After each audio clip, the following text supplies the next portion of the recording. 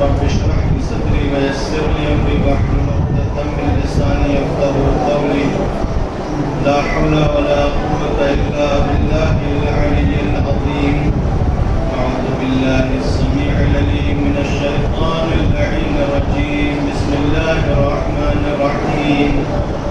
الحمد لله رب العالمين والصلاة والسلام على أشرف الأنبياء والمرسلين خاتم النبيين مولانا ومولا الثقلين جد الحسن والحسين بالقاسم محمد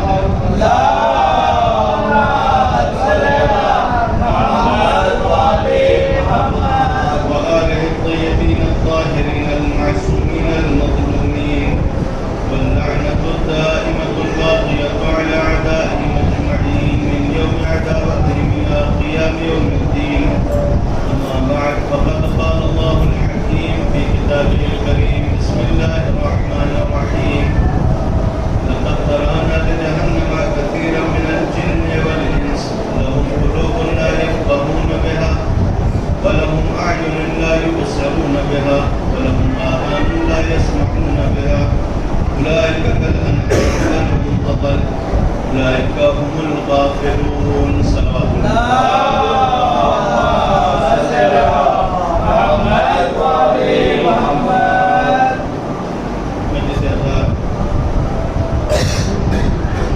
فاطمیہ کے عنوان سے جناب فاطمہ زہرا سلام اللہ علیہا کی شہادت کے مناسبت سے منعقد کی گئی ہے. سورہ مبارکہ اعراف کی 189 نمبر کی آیت جس میں پروردگار عالم یہ اعلان فرما رہا ہے کہ بہت سارے جن اور انس کو ہم نے جہنم کے لیے پیدا کیا ہے. لقد ذرأنا لجہنم کثیرا من الجن والانس. یہ کون لوگ ہیں کہ جن کو جہنم کے لیے بنایا ہے؟ لہم قلوب لا یفقہون بہا. یہ ایسے لوگ ہیں کہ جن کے پاس دل ہے لیکن دل سے سمجھتے نہیں. ولہم اعین لا یبصرون بہا. آنکھ ہے لیکن آنکھ سے دیکھتے نہیں ہیں. وَلَهُمْ آذَانٌ لَا يَسْمَعُونَ بِهَا. اور کان ہے لیکن کان سے سنتے نہیں. أُولَئِكَ كَالْأَنْعَامِ. یہ لوگ جانوروں کے جیسے ہیں، چوپائیوں کے جیسے ہیں. بل هم أضل. بلکہ جانوروں سے بھی زیادہ گمراہ ہیں. أُولَئِكَ هُمُ الْغَافِلُونَ. اور یہ لوگ غافل ہیں. عنوان گفتگو جیسا کہ آپ کے دل میں ہے کہ جناب فاطمہ زہرا سلام اللہ علیہا کی خطبہ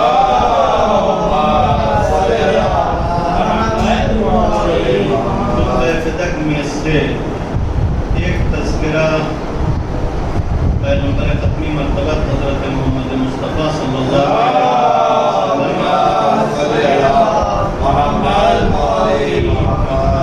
اور دوسرا مولا کائنات امیر المومنین علی بن ابی طالب علیہ السلام.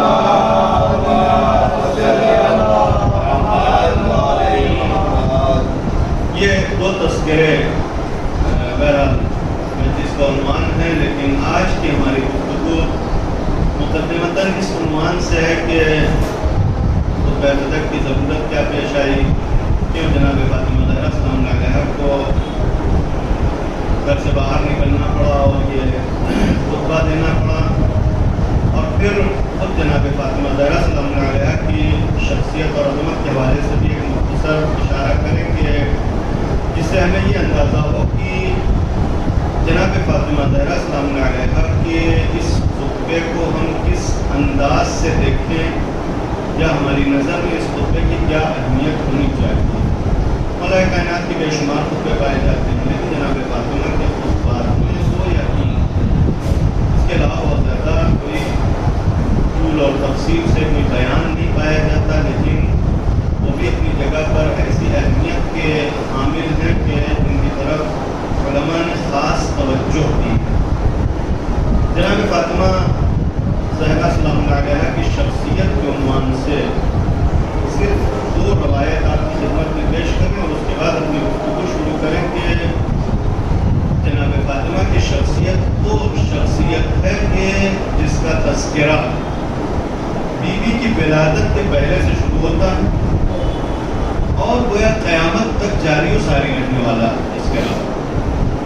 اگر عظمت جناب فاطمہ زہرا سلام اللہ علیہا کا اندازہ لگانا ہو تو خود لفظ فاطمہ کہ جب اس کی وجہ بیان کی گئی کہ فاطمہ کو فاطمہ کیوں کہتے ہیں،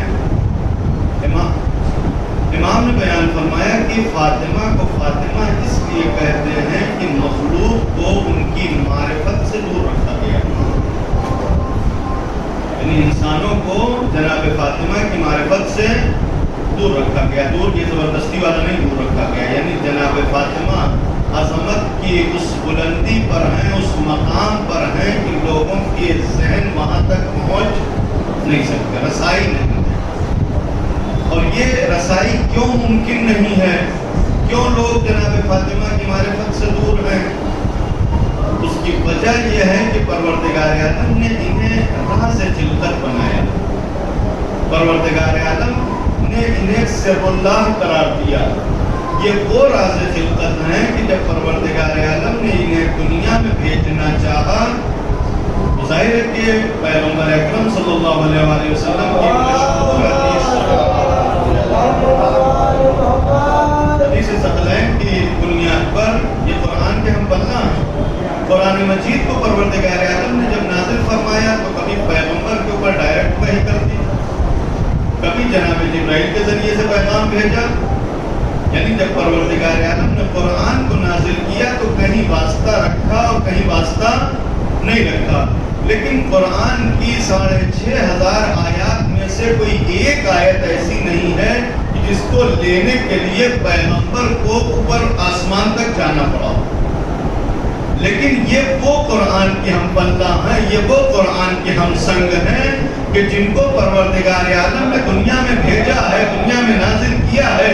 لیکن اس نزول سے پہلے پیغمبر کو بلایا کہ دیکھو قرآن تو جہاں بھی تم تھے ہم نے وہاں بھیج دیا تھا، لیکن یہ تحفہ اگر تمہیں چاہیے تو اس کو لینے کے لیے تمہیں آسمان تک آنا پڑے گا.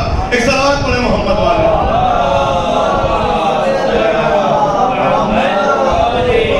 پیغمبر نے جب مقام معراج کو طے کیا تو وہاں پہنچنے کے بعد پیغمبر کو وہ سیب یا بس جنتی پھلوں کا تذکرہ پایا جاتا ہے کہ وہ کھلایا گیا اور اس سیب کے ذریعے جناب فاطمہ دنیا میں آئیں.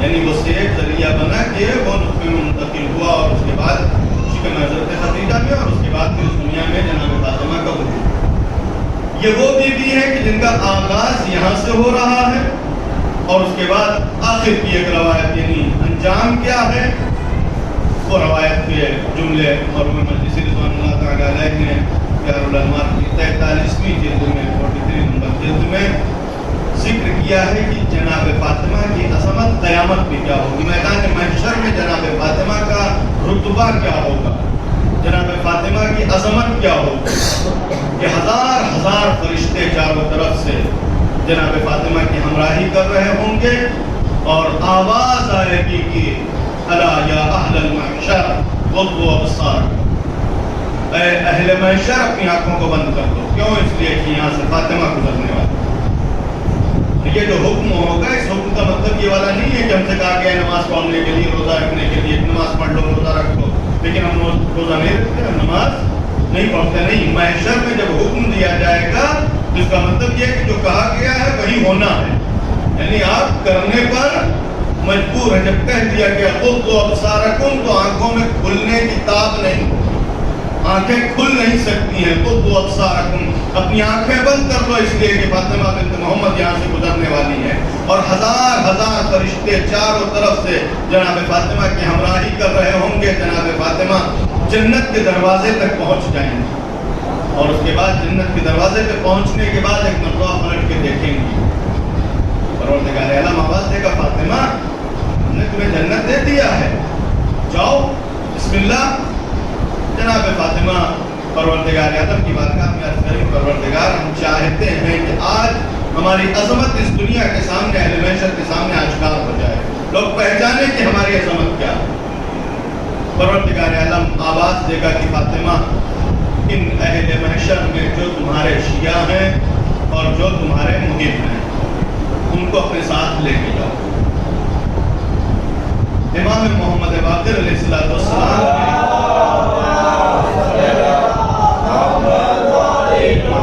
روایت بیان کی ہے جناب جابر بن عبداللہ انصاری سے۔ امام قسم کھا کے آواز دیتے ہیں کہ جابر خدا کی قسم، جناب فاطمہ اہل محشر کے درمیان سے اپنے شیعوں کو، اپنے محبوں کو، اپنے چاہنے والوں کو اس طریقے سے چن چن کر اٹھائیں گی کہ جیسے پرندہ خراب دانوں کے اندر سے اچھے دانے چن لیا کرتا ہے۔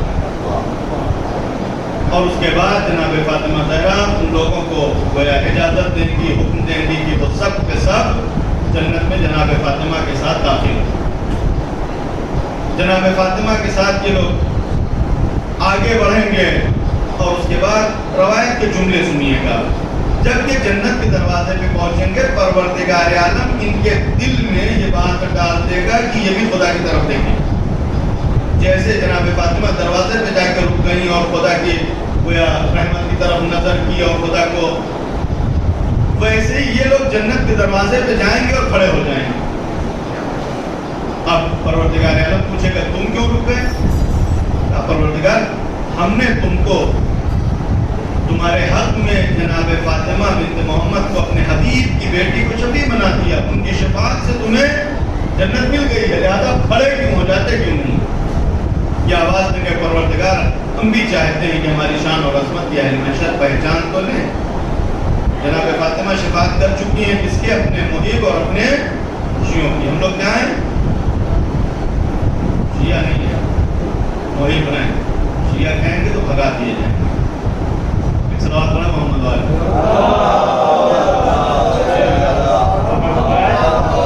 شیعوں کی بہت بڑی عظمت ہے، لہذا معصومین نے منع کیا کہ شیعہ نہیں تو محب تو کچھ چاہنے والے ہو، محبت کرتے ہو، ہمارے ہم سے لگاؤ ہے لیکن ہمارے تقاضوں کو پورا نہیں کرتے، لہذا تم ہم سے محبت کرتے ہو لیکن ہم محبت اس وقت کریں گے جب ہمارے تقاضوں کو پورا کرو۔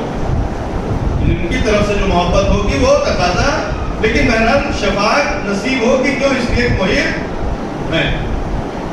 اب یہ لوگ اپنی عظمت کو کے اظہار کے لیے پروردگار عالم سے کہیں گے، پروردگار عالم آواز دے گا ان اہل محشر میں بھی جو بچے ہیں ان میں سے دیکھو کہ تم کو اگر کسی نے جناب فاطمہ کی محبت میں کھانا کھلایا ہے اسے اپنے ساتھ لے جاؤ، اگر کسی نے تمہیں جناب فاطمہ کی محبت میں لباس دیا ہے اسے اپنے ساتھ لے جاؤ، اگر تم میں سے کسی کو کسی نے جناب فاطمہ کی محبت میں ایک گھونٹ پانی پلایا ہے اسے اپنے ساتھ لے کے جاؤ، اگر تم میں سے کسی نے تمہاری غیبت میں تمہارے پیٹھ پیچھے تمہاری حمایت کی ہے فاطمہ کی محبت میں تو اسے اپنے ساتھ لے کے جاؤ۔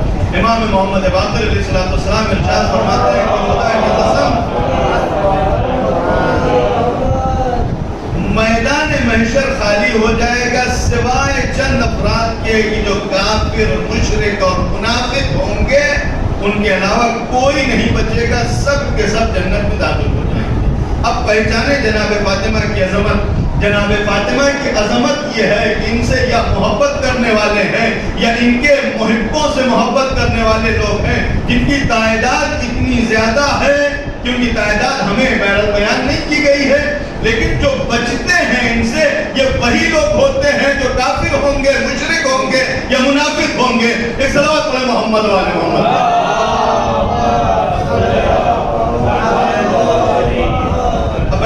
حوالے سے ایک نقطے کی طرف اشارہ کرتے ہیں کہ اگر یہ عظمتیں بیان کی جاتی ہیں تو ہمیں اس بات کی طرف متوجہ رہنا چاہیے کہ قیامت کو میدان ہے کہ جہاں ہماری اسی زندگی کا جو عکس ہوگا وہ نظر آئے گا۔ اگر ہم اس زندگی میں کسی کے لیے کچھ نہیں کرتے وہاں ہمارا دل بھی نہیں چاہے گا کہ کسی کو اپنے ساتھ جنت میں لے کے جائیں۔ لہذا یہاں پر اگر ہمارے دل میں ایسے خیالات پائے جاتے ہیں کہ ہاں فلاں بیوی کا چاہنے والا ہے لہذا اس کی مدد کرنی چاہیے، فلاں بیوی کا چاہنے والا ہے تو اس کے ساتھ اٹھنا چاہیے، بیٹھنا چاہیے، جو ہم اس دنیا میں انجام دیں گے وہی وہاں کر سکیں گے۔ اگر اس دنیا میں یہ سب کام نہیں کیا ہے، اگر فاطمہ والوں کے ساتھ یہاں پر زندگی نہیں گزاری ہے تو وہاں ہمیں فاطمہ والوں کا ساتھ نصیب نہیں ہونے والا ہے۔ ایک صلوات پڑھیں محمد والے محمد۔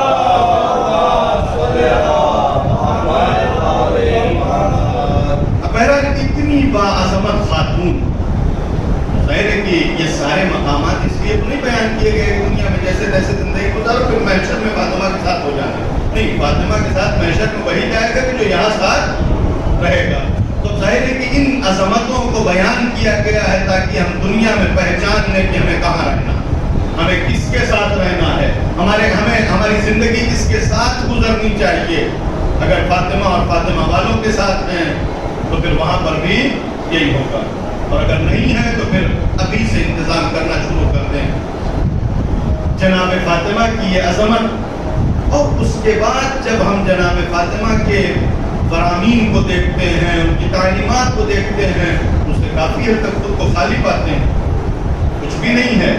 یہ عظمتیں اس لیے بیان کی گئی ہیں تاکہ ہم کسی دنیا میں پہچان لیں کہ ایسی خاتون، ایسی باعظمت شخصیت وہ ذات ہے کہ جس کے پیچھے ہمیں چلنا چاہیے، جس کی ہمیں پیروی کرنا چاہیے، جس کے نقش قدم پر ہمیں قدم رکھنا چاہیے، یعنی ان کو ان کی سیرت کے اوپر عمل کرنا ہے، ان کے فرامین کے اوپر عمل کرنا ہے، ان کی تعلیمات کو فالو کرنا ہے۔ یہ ہماری ذمہ داریاں ہیں، اور اس ذمہ داری میں ہم کس حد تک، ظاہر ہے کہ ہماری ساری گفتگو جب جناب فاطمہ کا ہم ذکر کرتے ہیں تو اس عنوان سے سمٹ جاتی ہے کہ بہت سارے ایسے افراد تھے کہ جنہوں نے جناب فاطمہ سے دشمنی کی اور دشمنی دکھائی اور نبھائی۔ ظاہر ہے کہ ان کا انجام تو جو ہم کچھ جانتے ہیں، جو کچھ سمجھتے ہیں، شاید اس سے بدتر ہونے والا ہے، اس سے بہتر نہیں ہونے والا ہے۔ لیکن ہماری ذمہ داری جناب فاطمہ کی تعلیمات کے مقابلے میں کیا ہے؟ خطبہ فتح کا ایک پہلو وہ ہے کہ جہاں بی بی ایک غاصب کے سامنے جا کر اپنے حق کا مطالبہ کرتی ہیں، لیکن جب غاصب کے سامنے اپنے حق کا مطالبہ کرنے جاتی ہیں تو جناب فاطمہ کو اگر صرف اور صرف اپنا حق چاہیے ہوتا تو جناب فاطمہ جا کے ڈائریکٹ کہتی کہ بھائی تم نے ہمارا مال ہڑپ لیا ہے، ہماری زمین پر قبضہ کر لیا ہے، ہماری زمین واپس کر دو۔ ظالم سے تو بس اتنا ہی مطالبہ تھا نا، جناب فاطمہ کا ظالم سے صرف اتنا مطالبہ تھا کہ تم ظالم ہو، تم نے ہمارے حق کو غصب کیا ہے، یہ حق ہمیں واپس کر دو۔ لیکن جناب فاطمہ وہاں جب خطبے کو شروع کرتی ہیں تو کہاں سے شروع کرتی ہیں؟ ہم تو ثنا الہی، عظمت الہی کا اعتراف، اور اس کے بعد پھر پیغمبر کی بعثت کا مقصد بیان کیا، پیغمبر کی عظمت کو بیان کیا، مولا کائنات کی شخصیت اور عظمت کو بیان کیا، مولا کائنات کی جو دین اسلام میں خدمات ہیں ان کی طرف اشارہ کیا، اور اس کے بعد ایک مکمل فلسفہ احکام بیان کیا کہ پروردگار عالم نے جو شریعت رکھی ہے تو کس مقصد کے تحت رکھی ہے۔ اور اس کے بعد پھر جناب فاطمہ نے پیغمبر کے بعد جو حالات پیش آئے ان کی تجزیہ و تحلیل ان کے سامنے پیش کیا، اور اس کے بعد ان کی ذمہ داریوں کو بیان کیا، اور ان تمام باتوں کے بعد پھر جناب فاطمہ اس شخص کی طرف متوجہ ہوتی ہیں کہ جو حق کا غاصب ہے، اور اس سے کہتی ہیں کہ تم نے کس حق سے تم نے ہمارا یہ حق غصب کیا ہے۔ تو ظاہر ہے کہ مکمل خطبے کا جو تعلق ہے وہ اس ایک انسان سے نہیں ہے کہ جس نے حق کو غصب کیا ہے، بلکہ ہم تو ثنا الہی کا تعلق ہم سب سے ہے، پروردگار پیغمبر کی جو عظمت بیان کی گئی ان کا تعلق ہم سب سے ہے، مولا کائنات کی جو عظمت بیان کی گئی ان کا تعلق ہم سب سے ہے۔ یہ ساری چیزیں ہمارے جاننے کے لیے ہیں، اور اس کے بعد جب احکام کے فلسفے کو بیان کیا ان کا بھی تعلق ہماری ذات سے ہے۔ اگر اتنا سب کچھ ہم خطبہ فتح سے چھوڑ دیں اور اس کے بعد صرف اور صرف ایک تذکرہ کہ جو حق کے مطالبے کے حوالے سے پایا جاتا ہے تو خود ہم جناب فاطمہ کے حق میں ظلم نہیں کر رہے ہیں، زیادتی نہیں کر رہے ہیں؟ بھائی اتنا بڑا خطبہ ہمیں صرف یہ 4 لائن کیوں نظر آتی ہے؟ اور یہ 4 لائن اگر ہم زیادہ دیکھتے بھی ہیں تو کہیں نہ کہیں ایک وہ دنیاوی تصور جو ہمارے یہاں پایا جاتا ہے کہ ہم جب بھی اپنی غلطیوں کو اگر آنکنا ہو، اپنی غلطیوں کا اندازہ لگانا ہو تو ہم دیکھتے ہیں کہ دوسرے کی کتنی غلطیاں ہیں۔ اگر کوئی انسان ہمیں کوئی ٹوک دے تو ہم فوراً کہیں گے کہ بھائی ہمیں آپ کیوں ٹوک رہے ہیں، آپ نے فلاں کو دیکھا ہے؟ آپ ہماری ایک غلطی پر ٹوکتے ہیں ہم کو، ہم دوسرے کی 10 غلطیاں گنا دیتے ہیں، چونکہ ہمارا ماحول یہی، لہذا آپ خاموش ہو جاتے ہیں کہ آپ صحیح کہہ رہے ہیں، آپ سے تو ایک ہی غلطی ہوئی ہے لہذا ہم غلط تھے۔ یہ ہمارا انداز ہوتا ہے۔ تو ظاہر ہے کہ جو بھی غلط کرتا ہے اس کو اپنی غلطی کا انجام تو بھگتنا ہے، لہذا پہلے ہم اپنی ذمہ داریوں کو یہاں پر دیکھ لیں، اور اس کے بعد وہ جس نے غلطی کیا ہے ظاہر ہے کہ اس کا انجام جو کچھ ہونے والا ہے وہ روایات میں، تعلیمات میں، علماء کے بیان میں سب کچھ بیان کیا گیا ہے، بار بار بتانے اور سمجھانے کی ضرورت نہیں جو انجام ہونا ہے اس میں ہماری کوئی دخالت بھی نہیں. یعنی ہم اگر نہ بھی جانتے ہوں تو پروردگار عالم انہیں وہاں تک بھیج دے گا جہاں اس کو بھیجنا. یعنی اگر ہم نہ بھی جانیں لہذا بہرحال ہم اپنی ذمہ داریوں سے گفتگو شروع کریں, اور وہ ذمہ داریاں تاریخ کے ان حقائق کو سمجھنا. سب سے پہلے جو ہم نے جس نقطے کی طرف اشارہ کیا کہ اس مقدمے کو آپ کی خدمت بیان کرنا ہے کہ کیا ضرورت پیش آئی کہ ایسی باعظمت خاتون گھر سے باہر نکلے اور یہ گفتگو کرے. ظاہر ہے کہ کوئی انسان, کوئی مسلمان یہ تو نہیں کہہ سکتا کہ پیغمبر چکے. بعض مسلمانوں کا جیسے عقیدہ ہے کہ پیغمبر جیسے تیسے چلے گئے اور امت کو یوں چھوڑ کے چلے گئے. تو ظاہر ہے کہ امت میں بہت ساری ذمہ داریاں تھیں جو بعض لوگوں نے نبھائی, تو کچھ جو بچی تھی اس کو جناب فاطمہ نبھانے گئی تھی. ایسا تو نہیں. جناب پیغمبر اکرم صلی اللہ علیہ وآلہ وسلم کی خدمت کسی طرح کی کوئی کمی نہیں رہ گئی تھی کہ جس کو پورا کرنے کے لیے فاطمہ آئی تھی. بلکہ کمی کہاں سے رہ گئی تھی کہ پیغمبر کی پوری تبلیغ کچھ لوگوں کے اوپر اثر انداز ہوئی ہی نہیں تھی. کچھ لوگ پیغمبر کی تعلیمات سے ابھی بھی اچھوتے رہ گئے تھے. غلطی پیغمبر کی نہیں ہے, ان لوگوں کی تھی کہ جو پیغمبر کی تعلیمات سے ابھی بھی دور تھے. لہذا جناب فاطمہ پیغمبر کی 23 سالہ تبلیغ کا خلاصہ بیان کرنے آئی تھی کہ پیغمبر کس مقصد کے لیے دنیا میں آئے, اور وہ خلاصہ ایک خطبے میں مکمل دین کا نصاب ہے خطبے کے اندر. اور یہ ضرورت کیوں پیش آئی, اس حوالے سے جس نقطے کی طرف اشارہ کرنا ہے وہ یہ کہ کسی بھی تحریک میں جو ایک خطرہ پایا جاتا ہے داخلی دشمن کا, جس کو اسلام نے نفاق کہا, جریان نفاق. اور وہ ظاہر ہے کہ وہ ہم لوگ جو اپنے یہاں محاورات میں کہتے ہیں کہ دیمک, اندر سے کھا کے کھوکھلا کر دینے والی ایک ایسی تحریک, ایک ایسا جریان کسی بھی تحریک کو کھوکھلا کر دیتا ہے. اگر آج مسلمانوں میں پسماندگی نظر آتی ہے, مسلمان طبقہ پست نظر آتا ہے, ہم سماج میں کسی بھی اسٹیٹس کو بہرحال نہیں رکھتے ہیں, کوئی مقام نہیں رکھتے ہیں, ظاہر ہے کہ وجہ یہ نہیں ہے کہ نعوذ باللہ اس دین میں کوئی کمی تھی لہذا ہم نہیں. کمی دین میں نہیں تھی, بلکہ جن کے نام سے, جن کی تعلیمات سے, جن کے کام سے ہمیں سربلند ہونا تھا, ہم نے انہیں سرنگوں کرنے کی کوشش کی. ہر ایک مسلمان اگر کمال چاہتے ہیں تو پیغمبر کو فالو کریں, اگر ترقی چاہتے ہیں تو اہل بیت کو فالو کریں, لیکن انہی پیغمبر کو ہم سرنگوں کرنے کی کوشش کرتے ہیں. اہل بیت علیہ السلام کو ہم دبانے کی کوشش کرتے ہیں, جو ہماری سربلندی کے لیے آئے تھے. جب ہم کو دبانے کی کوشش کریں گے تو ہم کہاں سے سربلند ہوں گے؟ یعنی یہ وہ بہرحال داستان ہے کہ جو تاریخ اسلام میں دہرائی گئی ہے. لہذا وہ جو نفاق کا خطرہ ہے اس کی طرف خود پیغمبر بھی متوجہ تھے, پروردگار عالم نے بھی قرآن میں بہت ہی صراحت اور وضاحت کے ساتھ اس کا ذکر کیا.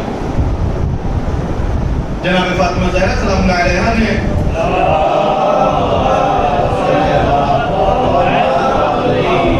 اپنے خطبے میں بھی اشارہ کیا ہے کہ بہرحال یہ پورا جو معاملہ پیش آیا اور بی بی کا حق غصب کیا گیا اور یہ سارے حالات پیش آئے, ان کے پیچھے جو طاقت کار فرما تھی وہ طاقت وہی نفاق کی طاقت تھی. جو لوگ کار فرما تھے گویا وہ وہی منافق تھے کہ جس کا بیان بھی جناب فاطمہ نے کیا.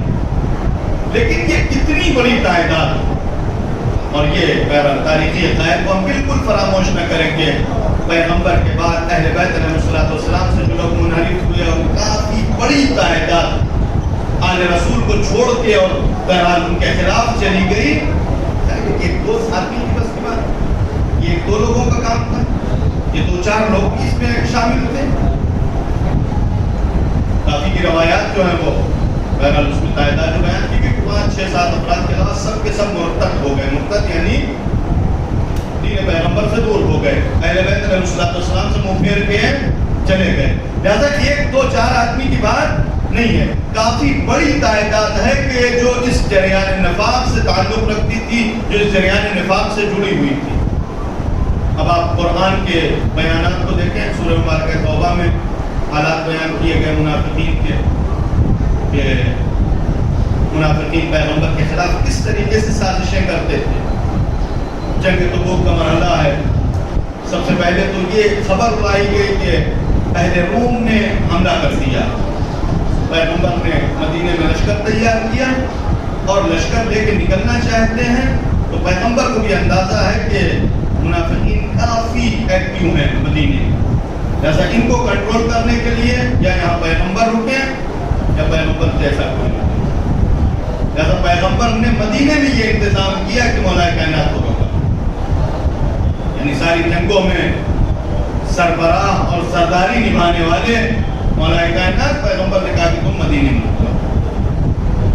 جب منافقین نے دیکھا کہ پیغمبر نے علی کو یہاں روک دیا، دیکھا کہ پھر ساری سازشیں ناکام ہو جائیں گی، اور مولا کائنات کے خلاف یہ سازش شروع کی کہ لوگوں کی زبانوں پر یہ بیان آ گیا، یہ کہنا شروع کر دیا کہ کچھ رسول اور علی میں کچھ کھٹک گئی ہے، اسی لیے اب کی پیغمبر جب جا رہے ہیں تو علی کو نہیں لے کے جا رہے۔ پتہ ہے کہ جن کو حق باطل ان سب چیزوں سے کوئی مطلب نہ ہو، ان کے لیے تو سب سے بڑا مسئلہ یہی ہے کہ یہ رسول اور علی کے رشتے کو آج تک انہوں نے سسر داماد سے بڑھ کے کچھ سوچا ہی نہیں۔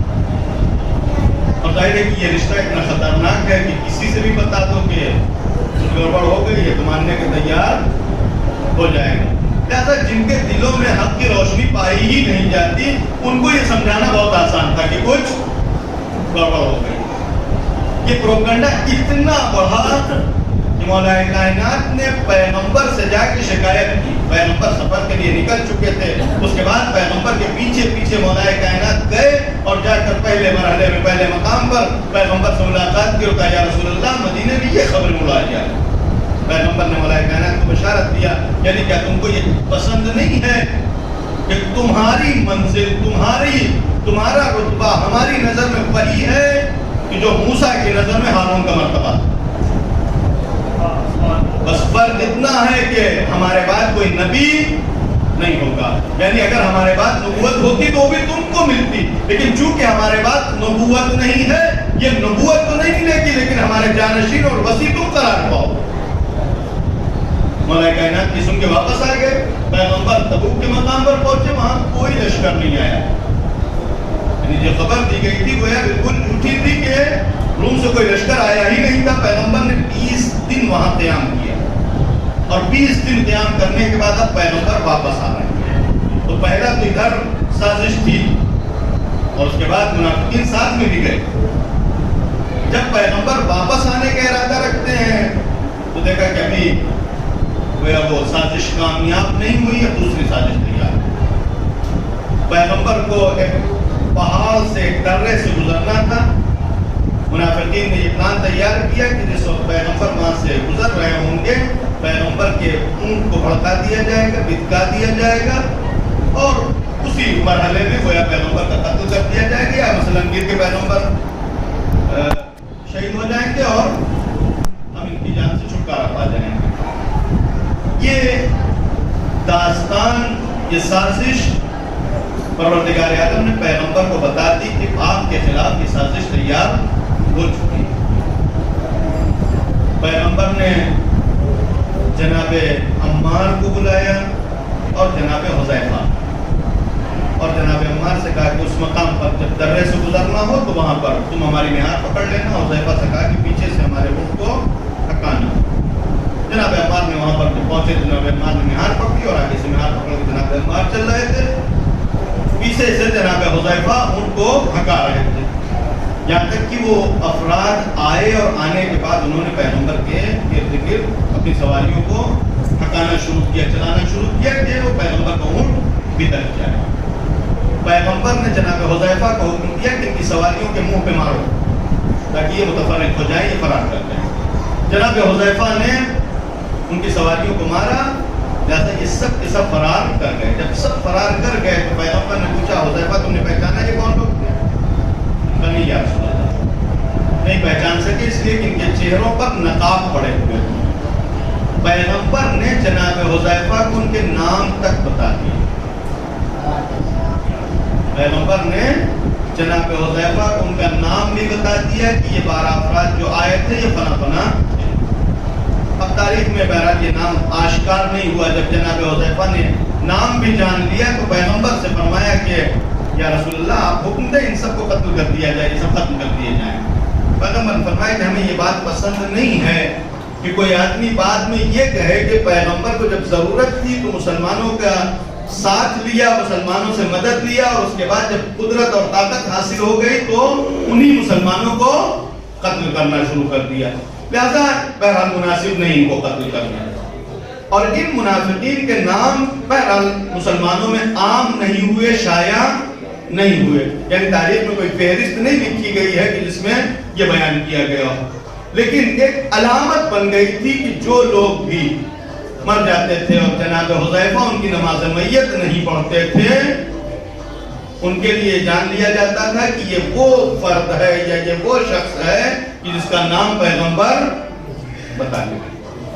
اب ظاہر ہے کہ یہ نام چونکہ آشکار نہیں ہوئے, لیکن منافقین کی جو تعداد تھی وہ اتنی زیادہ تھی کہ قرآن مجید نے پورا سورہ منافقون نازل کیا, اور جا بجا قرآن میں جہاں نفاق کا تذکرہ کیا گیا ان کی علامتوں کو بیان کیا گیا.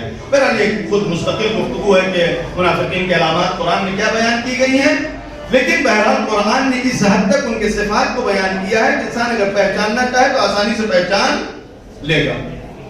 یہ ایک مرحلہ ہے پیغمبر کی زندگی کا کہ جس میں قرآن نازل ہوا اور قرآن نے صفات کے ذریعے مسلمانوں کو بتا دیا کہ منافقین کون ہیں.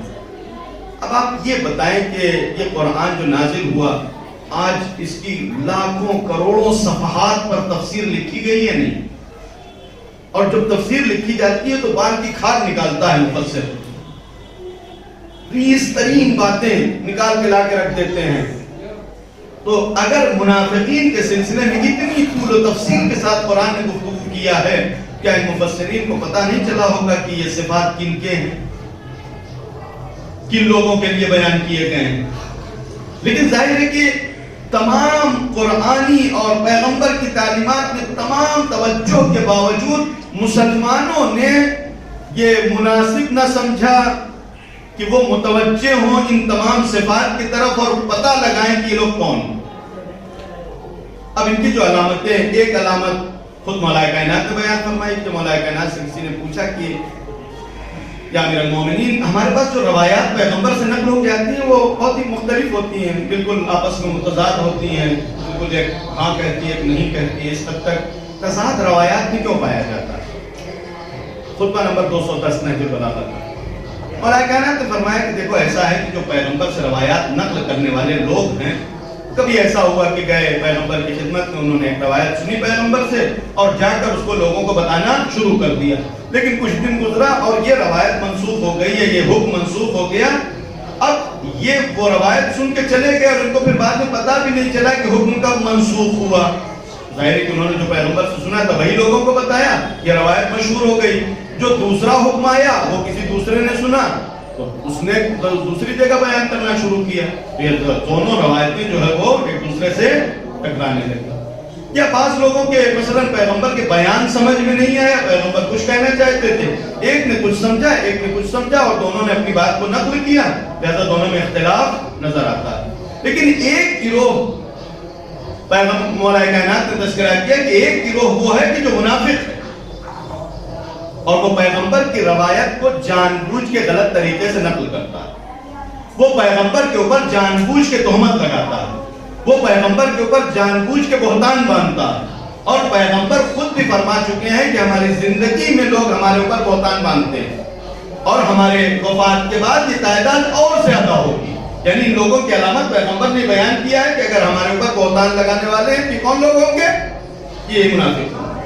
اور اس کے بعد مولا کائنات بیان فرمائے کہ یہ لوگ جان بوجھ کے پیغمبر کے اوپر بہتان باندھتے تھے اور انہیں کوئی پرواہ نہیں تھی, یعنی کہ احساس گناہ نہیں کرتے تھے, اپنی خطا اور غلطی کا احساس بھی انہیں نہیں تھا, تاکہ وفات پیغمبر تک یہ اپنے جیسی تیسی زندگی گزارتے رہے. اور وفات پیغمبر کے بعد یہ سارے لوگ ظالم حکام کے دامن میں جا کر پناہ گزین ہوئے.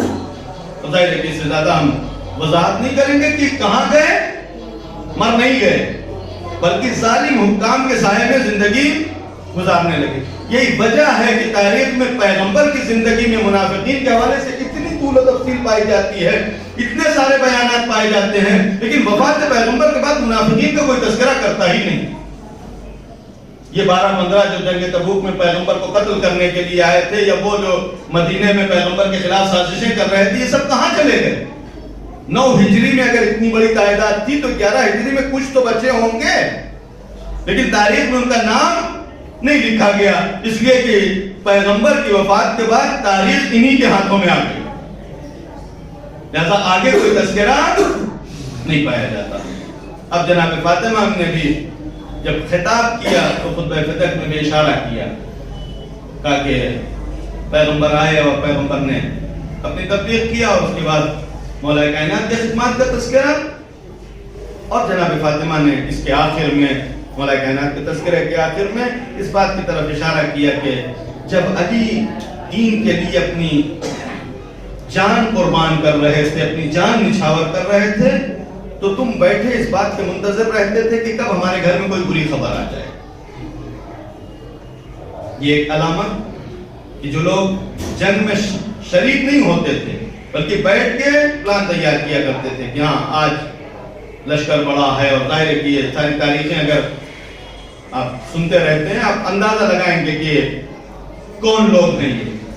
اور اس کے بعد پیغمبر کی وفات تک تو تمہارا یہ نفاق اپنے گھر میں تھا, اپنے گھر میں بیٹھ کے ہمارے خلاف سازشیں کرتے تھے, ہمارے خلاف برے برے پلان بنایا کرتے تھے, لیکن جب پیغمبر کی وفات ہو گئی تو جناب فاطمہ کا جملہ ہے کہ ظہرت فیکم حسکۃ النفاق, وہ جو نفاق کا کانٹا تھا وہ ظاہر ہو گیا, اور وہ تمہارے دلوں میں جو کینہ اور بغض ہمارے خلاف پایا جاتا تھا وہ آشکار ہو گیا, اور اس کے بعد پھر تم ہمارے خلاف آ کے کھڑے, اور دین جو ہے وہ نہایت کمزور ہو گیا. سمل جلباب الدین, دین کا جو لباس تھا, جو لبادہ تھا, وہ کونا ہو گیا, پرانا ہو گیا. یعنی جو تر و تازگی دین میں پائی جاتی تھی وہ اب نہیں پائی جاتی. دین جس طریقے سے ایک انسان کو بنانے آیا تھا وہ اثر بہت زیادہ کمزور پڑ گیا. لیکن نفاق کے ظاہر ہونے کا مطلب ہی یہی ہے. آپ اندازہ لگائیں کہ جناب فاطمہ مسجد میں گئی ہیں, خطبہ دے رہی ہیں, اور بڑا مجمع سامنے ہے, مہاجرین کو خطاب کیا ہے, انصار کو خطاب کیا ہے, اور انہی سے یہ بھی خطاب کرے ظہرت فیکم, تمہارے اندر حسکۃ النفاق, نفاق کا کانٹا جو ہے ظاہر ہو گیا. ظاہر ہے کہ یہ کہیں باہر سے نہیں آیا اہل بیت کے دشمن, اور صرف اہل بیت علیہ السلام کی حقانیت کو انسان پہچان لے تو اندازہ لگا سکتا ہے کہ منافقین بس کہاں سے تعلق رکھتے ہیں. مولا کائنات کی ذات سے لے کر امام حسن عسکری علیہ السلام تک,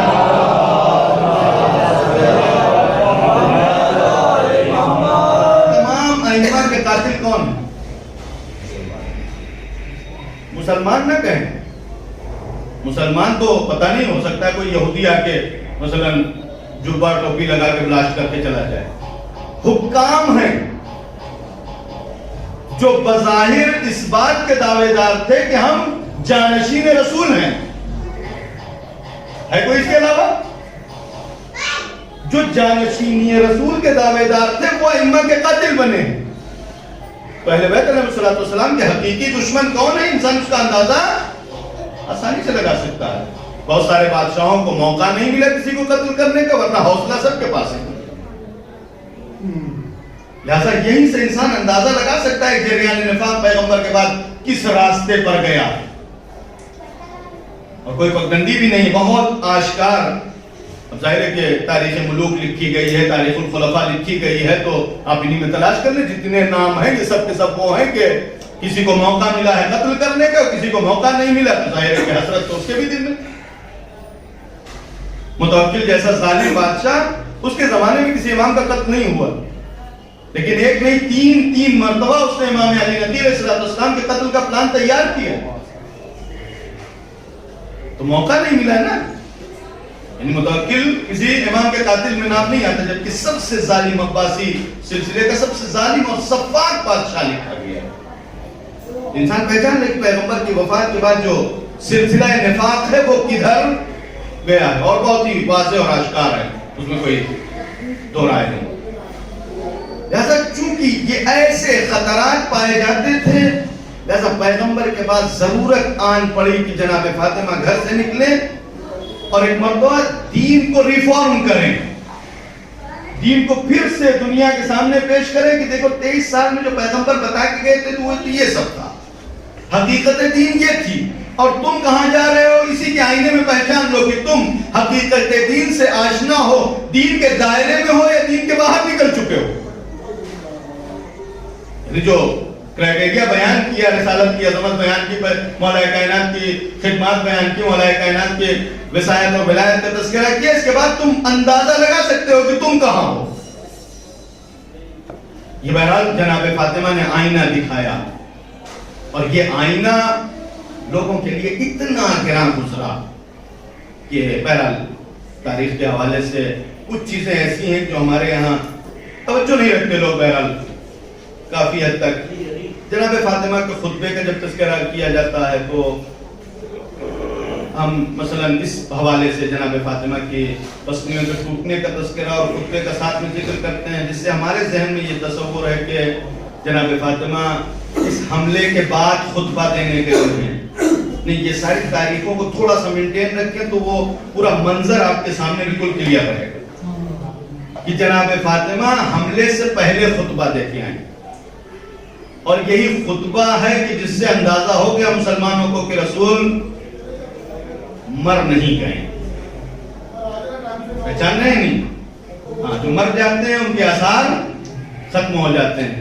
رسول اپنی ایسی بیٹی چھوڑ کے گئے ہیں کہ اگر جانے کے بعد بھی دین کے اوپر کوئی وقت آئے گا تو یہ بیٹی کھڑی، لہذا ضرورت پیش آئی کہ یہ منافقین اس بیٹی کو بھی ختم کریں، ورنہ یہ بھی بہرحال تذکرہ یہ تاریخی حوالے سے ہم تذکرہ کرتے ہیں، مولا کائنات خانہ نشین ہو گئے۔ خانہ نشین یعنی گھر سے باہر ہی نہیں نکلتے تھے۔ خانہ نشینی کا مطلب یہ کہ بہرحال سکوت تھا، حکومت کی طرف سے بے توجہی کی، وہ یہ معنی ہے نا کہ گھر سے باہر ہی نہیں نکل رہے۔ شاید منافقین کو یہ ضرورت بھی پیش نہ آتی کہ گھر پر حملہ کریں، لیکن ان کو بہانہ چاہیے تھا، اور اگر یہ بہانہ نہ ملتا، یہ موقع نہ ملتا تو کسی دوسرے موقع پر فاطمہ کے اوپر حملہ ہونا، یعنی دشمنی اور خلش فاطمہ سے تھی۔ اب زیادہ آپ ادھر سے سوال نہ کریں بار بار کہ فاطمہ کیوں دروازے پہ آئی تھیں، اور فاطمہ دروازے پہ نہ بھی آتی تو بہرحال مسلمانوں کے ٹارگٹ پر تھی، مسلمانوں کو خلش تھی اس بات سے کہ دین کو اگر کوئی زندہ کر سکتا ہے، علی کو مجبور کر دیا۔ مولا کائنات کے سامنے جو خطرہ تھا وہ یہ تھا کہ اگر مولا کائنات قیام کرتے تو فوراً یہ دھپا لگا دیا جاتا جو 25 سال کے بعد بھی لگایا گیا، کہ جب سب نے کھا کے ختم کر دیا اسلام کو، اس وقت بھی مولا کائنات نے قیام کیا، باوجود اس کے کہ مسلمان آئے تھے بیعت کرنے کے لیے، لیکن پھر بھی علی کے اوپر یہ تھوپ دیا تہمت کہ علی کو حکومت کی لالچ ہو گئی۔ تو اگر پہلے دن کھڑے ہوتے تو یہ تہمت بہت آسانی سے لگائی جا سکتی۔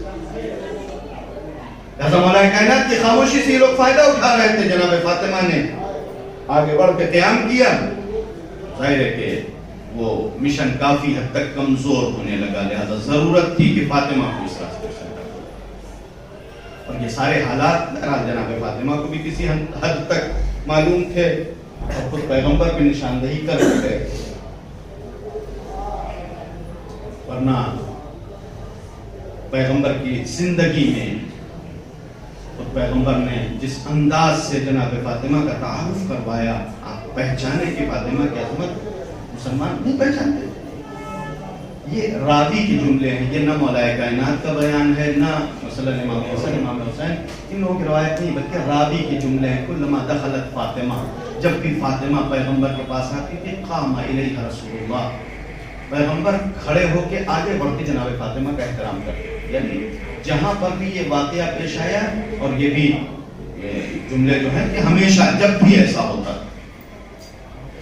یعنی جہاں پر بھی یہ واقعہ پیش آیا، وہ مسلمانوں کی نظروں میں تھا، دیکھا تھا مسلمانوں نے کہ پیغمبر فاطمہ کا کس حد تک احترام کرتے ہیں، اس فاطمہ کے ساتھ اتنی خدش، اتنی دشمنی کیا معنی رکھتی ہے؟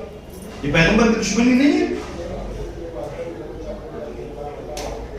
لہذا جناب فاطمہ کو بھی اندازہ ہے، لیکن جناب فاطمہ کے لیے امید بھی تھی کہ تاریخ کہتی ہے پیغمبر کا آخری وقت آیا اور روایت پیغمبر نے جناب فاطمہ کے کان میں کچھ کہا، جناب فاطمہ گریہ کرنے لگی، رونے لگی۔ پھر جناب پیغمبر نے جناب فاطمہ کے کان میں کچھ کہا، جناب فاطمہ مسکرائیں۔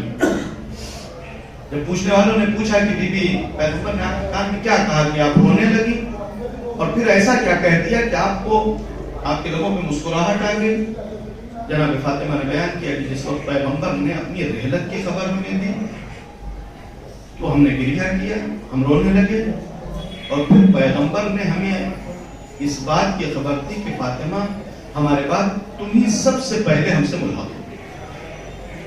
یہ جناب فاطمہ کی مسرت کا باعث تھا، اور جناب فاطمہ کی شہادت یقیناً جناب فاطمہ کے لیے پرمسرت خبر تھی، یہ خوشی کا باعث تھا کہ جس بی بی نے اتنی مصیبتیں اٹھائی ہیں کہ صبت علیہ مصائب اللہ انہا کا نوا پڑا ہو، اس بی بی کے لیے دنیا سے چلا جانا یہ باعث مسرت تھا۔ یہ غم اور رنج اور یہ مصیبت یہ علی کے لیے مصیبت تھی، یہ علی کے لیے درد تھا، یہ علی کا کرب تھا کہ فاطمہ اس دنیا سے رخصت ہو گئی۔ اور پیغمبر کی رحلت کا جو وقت ہے، تاریخ کہتی ہے کہ جناب فاطمہ بیٹھی ہوئی ہیں، پیغمبر کا سر جناب فاطمہ کے زور پر ہے، اور اس کے بعد آنے والے نے دخل الباب کیا۔ جناب فاطمہ نے کوئی جواب نہ دیا، اور اس کے بعد تھوڑی دیر کے بعد پھر دروازہ کھٹکھٹایا گیا، جناب فاطمہ نے پھر کوئی جواب نہ دیا۔ جب تیسری مرتبہ دخل الباب ہوا تو جناب فاطمہ گریہ کرنے لگی، رونے لگی۔ جناب فاطمہ کے اشک پیغمبر کے رخسار مبارک پر گرے، پیغمبر نے آنکھیں کھول دی، کہا بیٹی فاطمہ رونے کا کیا سبب ہے؟ ابھی ہم زندہ ہیں، پیغمبر ابھی زندہ ہے، ہماری زندگی میں رونے کا کیا سبب ہے؟ مطلب جناب فاطمہ نے بیان کیا ہے بابا ایک شخص آیا ہے جس نے دخل الباب کیا، لیکن اب کی اس نے ایسی آواز دی، ایسی آواز لگائی کہ میرا دل پھٹ گیا۔ ایک مرتبہ پیغمبر نے جناب فاطمہ کو مخاطب کیا، یہ بیٹی یہ آنے والا ملک الموت ہے، یہ تمہارے گھر میں آنے کی اجازت چاہتا ہے، بیٹی ملک الموت کو اجازت دے دو۔ میں کہوں گا یا رسول اللہ آپ کی زندگی میں فاطمہ کے اشک آپ پر اتنے گرا گزرے کہ آپ نے آنکھیں کھول دی۔ ارے آپ کی وفات کے بعد یہی فاطمہ ہوگی جس کے گھر کا دروازہ جلا دیا جائے گا، جس کی پسلیوں پہ چلتا ہوا دروازہ گرایا جائے گا۔ آپ کے بعد فاطمہ کی اولاد کو قتل کیا جائے گا، فاطمہ کی بیٹیوں کو اسیر کیا جائے گا۔ آپ کے بعد نہ جانے فاطمہ کے گھر میں کیا کیا مصیبتیں ہونے والی ہیں۔ اجرکم اللہ۔ جناب فاطمہ جناب پیغمبر اکرم کی وفات واقع ہوئی، اور اس کے بعد جناب فاطمہ اپنے باپ کے غم میں اس طریقے سے گریہ کرتی ہے کہ ایک مرتبہ آنے والوں نے مولا کائنات سے شکایت کی کہ فاطمہ کے گریہ سے، فاطمہ کے رونے سے ہمارے کاموں میں خلل پڑتا ہے، لہذا فاطمہ سے کہہ دیں کہ یا دن میں رو لیا کریں یا رات میں رو لیا کریں۔ ایک مرتبہ مولا کائنات جناب فاطمہ سے کہا بی بی اہل مدینہ آپ کے گریہ سے پریشان ہیں، لہذا ہم آپ کے لیے گریہ و بکا کے لیے یہ انتظام کر دیتے ہیں کہ بقی میں گھر بنا دیتے ہیں، بیت الحسن تعمیر کیا، لیکن وہ بھی مسلمانوں سے برداشت نہ ہوا، مسلمانوں نے وہ درخت بھی کاٹ دیا کہ جس کے نیچے بیٹھ کے جناب فاطمہ گریہ کیا کرتی تھی۔ اور وہ وقت بھی آیا کہ جب مولا کائنات کے سے بیعت کے مطالبے کے بہانے مسلمان آ کے دروازے پہ کھڑے ہو جاتے ہیں۔ ایک مرتبہ جناب فاطمہ دروازے کے پیچھے آئیں، کہا کہ کیا ہو گیا ہے تم کیا چاہتے ہو؟ ایک مرتبہ آواز دی گئی کہ ابو الحسن کو گھر سے باہر نکال دو ورنہ ہم گھر میں آگ لگا دیں گے۔ جناب فاطمہ نے فریاد کی کیا تم اس گھر میں آگ لگا دو گے جس میں حسنین جیسے معصوم بچے رہا کرتے ہیں؟ آواز دی گئی ہاں ہم اس گھر میں آگ لگا دیں گے۔ اور اتنا نہیں، گھر کا دروازہ جلا دیا گیا، فاطمہ دروازے کے پیچھے کھڑی رہی یہاں تک کہ مسلمان درانہ گھر میں داخل ہوئے. فاطمہ در و دیوار کے درمیان آ گئی. ایک مرتبہ مسلمان مولا کائنات کو لے کے مسجد میں گئے. فاطمہ کو بس سے فاتح ہوا, آنکھیں کھولی, آواز دی فضاؤ میری مدد کرو, میرا محسن شہید ہو گیا. یہ سننا تھا. جناب فضا نے فاطمہ کو اٹھایا. فاطمہ جیسے اٹھی سب سے پہلے سوال کیا, فضا ابو الحسن کہاں ہے؟ ایک مرتبہ تو جناب فضا نے کہا مولا کو لوگ مسجد میں لے کے گئے ہیں. یہ سننا تھا. فاطمہ اپنا درد بھول گئی. ایک مرتبہ چادر سر پہ سنبھالی, گھر سے باہر نکلی, مسجد میں آ کے فریاد بلند کی مسلمانوں علی کو چھوڑ دو ورنہ میں اپنے سر کے باہر بکھیر دوں گی.